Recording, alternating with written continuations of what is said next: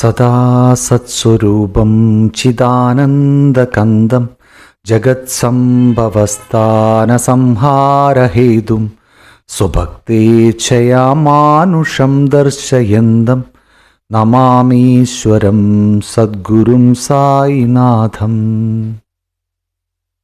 അധ്യായം 46. ബാബയുടെ ഗയായാത്ര, ആടുകളുടെ കഥ. ഈ അധ്യായം ശ്യാമയുടെ കാശി, പ്രയാഗ്, ഗയ മുതലായ സ്ഥലങ്ങളിലെ തീർത്ഥയാത്രയും ബാബ തൻ്റെ ചിത്രരൂപത്തിൽ അയാൾക്ക് മുമ്പേ അവിടെ എത്തിയതും 2 ആടുകളുടെ മുജ്ജന്മത്തെപ്പറ്റി ബാബയ്ക്കുള്ള ഓർമ്മകളും വിവരിക്കുന്നു. മുഖവുര. ഹേ സായിനാഥ, അവിടുത്തെ പാദങ്ങൾ അനുഗ്രഹീതങ്ങളാണ്. അവിടുത്തെ സ്മരണകളും ഞങ്ങളെ കർമ്മബന്ധങ്ങളിൽ നിന്ന് മുക്തരാക്കുന്ന ദർശനവും അനുഗ്രഹീതങ്ങളാണ്. അവിടുത്തെ രൂപം ഞങ്ങൾക്കിപ്പോൾ കാണാൻ കഴിയുന്നില്ലെങ്കിലും ഭക്തന്മാർ അങ്ങയിൽ വിശ്വസിച്ചാൽ അവിടുന്ന് ജീവിച്ചിരിക്കുമ്പോഴത്തെ എന്ന പോലുള്ള അനുഭവങ്ങൾ കൊടുക്കുന്നു. അദൃശ്യവും സൂക്ഷ്മവുമായ ഒരു നൂൽച്ചരട് കൊണ്ട് അവിടുന്ന് അടുത്തുനിന്നും അകലെ നിന്നും ഭക്തന്മാരെ അങ്ങയിലേക്ക് ആകർഷിച്ച് അവരെ പുത്രവത്സലയായ ഒരു മാതാവിനെ പോലെ ആശ്ലേഷിക്കുന്നു. ഭക്തന്മാർക്ക് അവിടുന്ന് എവിടെയാണെന്ന് അറിയുന്നില്ല. പക്ഷേ അവിടുന്ന് സമർത്ഥമായി ചരട് പിടിച്ച് നിയന്ത്രണം ചെയ്യുന്നതുകൊണ്ട് ഭക്തന്മാർക്ക് അവിടുന്ന് അവരുടെ പിന്നിൽ രക്ഷിതാവായിട്ടുണ്ടെന്ന് ബോധ്യപ്പെടുന്നു. ബുദ്ധിമാന്മാരും പണ്ഡിതന്മാരും അഹംഭാവം കൊണ്ട് സംസാരസാഗരത്തിൽ വീണു പോകുമ്പോൾ അവിടുന്ന് അവിടുത്തെ ശക്തിയാൽ അശരണരും പാമരരും ഭക്തരുമായ വിനീതരെ സംരക്ഷിക്കുന്നു. അദൃശ്യമായും ആന്തരികമായും അവിടുന്ന് എല്ലാ കളികളും കളിക്കുന്നു. എങ്കിലും അതിലൊന്നും തൽപരനല്ലെന്നും കാണിക്കുന്നു. അവിടുന്ന് കർമ്മം ചെയ്യുന്നില്ലെങ്കിലും കർമ്മിയാണെന്ന് ഭാവിക്കുന്നു. ആർക്കും അവിടുത്തെ ജീവിതത്തെ മനസ്സിലാവുന്നില്ല. അതുകൊണ്ട് ഞങ്ങൾക്ക് ഏറ്റവും നല്ല വഴി മനോവാഗ്ദേഹങ്ങളെ അവിടുത്തെ പാദത്തിൽ അർപ്പിച്ച് പാപനാശനാർത്ഥം അവിടുത്തെ തിരുനാമം ഉരുവിടലാണ്. അവിടുന്ന് ഭക്തന്മാരുടെ ആഗ്രഹങ്ങൾ സാധിപ്പിച്ചു കൊടുക്കുന്നു. ആഗ്രഹമില്ലാത്തവർക്ക് പരമാനന്ദം പ്രദാനം ചെയ്യുന്നു. അവിടുത്തെ മധുരനാമങ്ങൾ ഉരുക്കഴിക്കലാണ് ഭക്തന്മാർക്ക് ഏറ്റവും ലളിതമായ സാധന. ഈ സാധന കൊണ്ട് ഞങ്ങളുടെ പാപങ്ങളും രജസ്തമോ ഗുണങ്ങളും ഇല്ലാതാവുന്നു. അങ്ങനെ സത്വഗുണവും സത്യബോധവും മുൻകൈയെടുത്ത് വിവേകവും നിസ്സംഗത്വവും ജ്ഞാനവും വളർത്തിയെടുക്കുന്നു. അപ്പോൾ ഞങ്ങൾ ആത്മനിലും ഗുരുവിലും വ്യാപൃതരാകുന്നു. ഇതാണ് ഗുരുവിനുള്ള സർവാർപ്പണം എന്ന് പറയുന്നത്. ഇതിൻ്റെ വ്യക്തമായ അടയാളം മനസ്സിന് ശാന്തിയും സമാധാനവും കൈവരലാണ്. ഈ സമർപ്പണത്തിൻ്റെ മഹാത്മ്യവും ഭക്തിയും ജ്ഞാനവും അപാരമാണ്. കാരണം അതിൻ്റെ പിന്നാലെ വരിവരിയായി സമാധാനം, നിസ്സംഗഭാവം, കീർത്തി, മുക്തി എന്നിവ വന്നുകൊണ്ടിരിക്കുന്നു. സായിബാബ ഒരു ഭക്തനെ അംഗീകരിച്ചാൽ ബാബ അവനെ വിടാതെ പിന്തുടരുന്നു. രാപ്പകൽ വീട്ടിലായാലും വിദേശത്തായാലും സദാ കൂടെ നിൽക്കുന്നു. ഭക്തൻ എവിടെ വേണമെങ്കിലും പോയിക്കൊള്ളട്ടെ, ബാബ അയാൾക്ക് മുന്നിലേതെങ്കിലും അനിർവർണ്ണനീയമായ രൂപത്തിൽ എത്തും. താഴെ പറയുന്ന കഥ അത് തെളിയിക്കുന്നു. ഗയായാത്ര.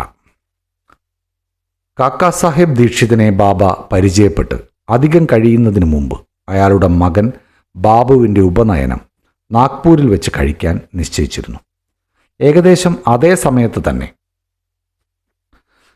നാനാ സാഹിബ് ചന്ദോർക്കറും അയാളുടെ മൂത്ത മകൻ്റെ വിവാഹം ഗ്വാളിയോറിൽ വെച്ച് നടത്താൻ നിശ്ചയിച്ചു.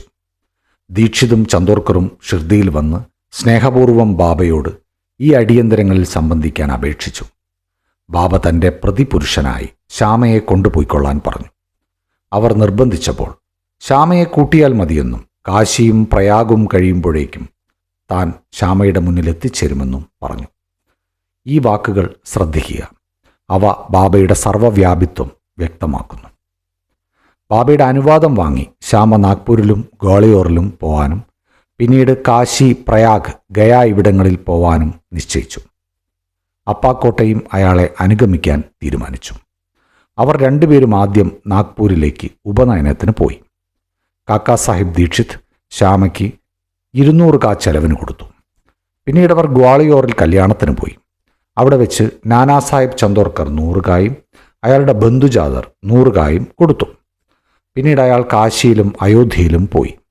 കാശിയിൽ ജാതരുടെ ലക്ഷ്മി നാരായണ ക്ഷേത്രത്തിലും അയോധ്യയിൽ ജാതരുടെ രാമമന്ദിരത്തിലും. ജാതരുടെ മാനേജർ അയാൾക്ക് നല്ല സ്വീകരണം നൽകി. അവർ അയോധ്യയിൽ 21 ദിവസവും കാശിയിൽ 2 മാസവും താമസിച്ചു. പിന്നീട് അവർ ഗയയിലേക്ക് പുറപ്പെട്ടു. വണ്ടിയിൽ വെച്ച് ഗയയിൽ പ്ലേഗ് ബാധയുണ്ടെന്ന് കേട്ട് കുറച്ച് അസ്വസ്ഥരായി. രാത്രി ഗയയിലിറങ്ങി ധർമ്മശാലയിൽ താമസിച്ചു. അവിടെ ഗയാവാല, അതായത് തീർത്ഥാടകർക്ക് സൗകര്യം ചെയ്യുന്ന പുരോഹിതൻ, വന്ന് തീർത്ഥാടകരെല്ലാം പുറപ്പെട്ടു, നിങ്ങൾ വേഗം വരിൻ എന്ന് പറഞ്ഞു. ശ്യാമ അയാളോട് ഗയയിൽ പ്ലേഗ് ഉണ്ടോ എന്ന് ചോദിച്ചു. ഇല്ലെന്ന് ഗയാവാല പറഞ്ഞു. ഒന്നും പേടിക്കാതെ വന്നാലും എല്ലാം നിങ്ങൾക്ക് തന്നെ കാണാം എന്നും പറഞ്ഞു. അങ്ങനെ എല്ലാവരും കൂടി പോയി ഗയാവാലയുടെ വിശാലമായ സത്രം പോലുള്ള വീട്ടിൽ താമസിച്ചു. കിട്ടിയ മുറിയിലെ സൗകര്യങ്ങളും മുന്നിൽ പൂമുഖത്ത് ചുവരിൽ തൂക്കിയ ബാബയുടെ വലിയ ചിത്രവും കണ്ട് ശ്യാമയ്ക്ക് വളരെ സന്തോഷമായി. ബാബ പറഞ്ഞത് അയാൾ ഓർത്തു. കാശിയും പ്രയാഗും കഴിഞ്ഞാൽ ഞാൻ ശ്യാമയുടെ മുന്നിലെത്തും. ഇതോർത്ത് അയാൾ കണ്ണീർ പൊഴിച്ചു. ഹർഷമുണ്ടായി. തൊണ്ടയിടറി. അയാൾ കരയാൻ തുടങ്ങി. ഗയാവാല ഇയാൾ പ്ലേഗ് പിടിച്ചാണ് കരയുന്നതെന്നാണ് കരുതിയത്. ശ്യാമ അയാളോട് എപ്പോഴാണ് ബാബയുടെ പടം കിട്ടിയതെന്ന് ചോദിച്ചു. അയാൾക്ക് 200-300 ഏജന്റുമാർ മന്മാട് മുതലായ സ്ഥലങ്ങളിലുണ്ടെന്നും അവരിൽ നിന്നും ബാബയുടെ പ്രശസ്തി കേൾക്കാനിടയായെന്നും അയാൾ പറഞ്ഞു. അങ്ങനെ 12 കൊല്ലങ്ങൾക്ക് മുമ്പ് അയാൾ ഷിർദിയിൽ പോയി ബാബയെ ദർശിച്ചു. പിന്നീട് ശ്യാമയുടെ വീട്ടിലുണ്ടായിരുന്ന ബാബയുടെ പടം അയാൾ ആവശ്യപ്പെട്ടപ്പോൾ ബാബയുടെ അനുമതിയോടുകൂടി ശ്യാമ അത് അയാൾക്ക് കൊടുത്തു. ഇത് ആ പടമാണ്. ശ്യാമ അപ്പോൾ ആ സംഭവം ഓർമ്മിച്ചു. ഗയാവാലയ്ക്ക് പണ്ട് തനിക്ക് അങ്ങനെ ഉപകരിച്ച ശ്യാമ തന്നെയാണ് ഇപ്പോൾ വന്ന അതിഥി എന്നറിഞ്ഞ് അത്യധികം സന്തോഷമായി. അവർ അന്യോന്യം കുശലവും സ്നേഹാന്വേഷണവും നടത്തി. വളരെ സന്തുഷ്ടരായി. ഗയാവാല ഒരു ഗംഭീരവും രാജോചിതവുമായ സ്വീകരണം തന്നെ കൊടുത്തു. അയാൾ വളരെ ധനികനായിരുന്നു. അയാളൊരു പല്ലക്കിലേറി ശ്യാമയെ ആനപ്പുറത്തിരുത്തിയും കൊണ്ടാണ് യാത്ര ചെയ്തത്. ശ്യാമയുടെ എല്ലാ സൗകര്യങ്ങളിലും അയാൾ ശ്രദ്ധിച്ചു. ഈ കഥയുടെ ഗുണപാഠം ഇതാണ്. ബാബയുടെ വാക്കുകൾ ശരിയായെന്ന് മാത്രമല്ല, ബാബയുടെ ഭക്തന്മാരോടുള്ള പ്രേമം അപാരവുമാണ്. ഇത് മാത്രമല്ല, ബാബ എല്ലാ ജീവികളെയും സ്നേഹിച്ചു.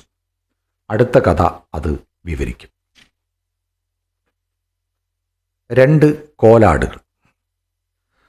ബാബ ഒരിക്കൽ ലണ്ടിയിൽ നിന്ന് മടങ്ങി വരുമ്പോൾ ഒരു ആട്ടിൻകൂട്ടത്തെ കണ്ടു. 2 ആടുകളിൽ ബാബയുടെ ശ്രദ്ധ പതിഞ്ഞു. ബാബ അവയുടെ അടുക്കൽ ചെന്ന് അവയെ പിടിച്ച് തലോടി 32 കാ വില കൊടുത്ത് അവയെ വാങ്ങി.